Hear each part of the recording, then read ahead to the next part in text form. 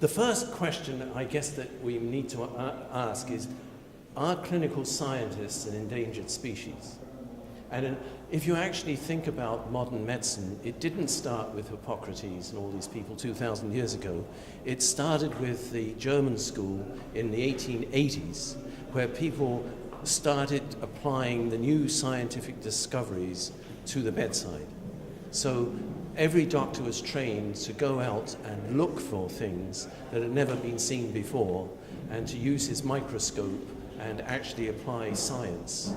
And that really was the golden age of case reports, where people went out and looked for things that had never been described before or seen before, using modern technology, okay? Now, at the moment,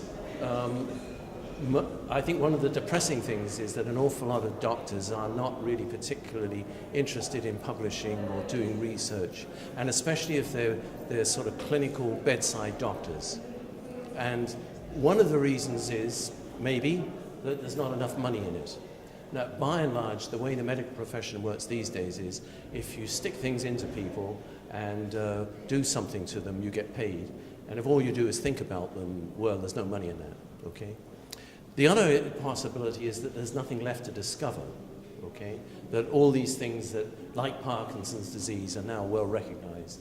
And the other thing is that nobody's interested in doing it.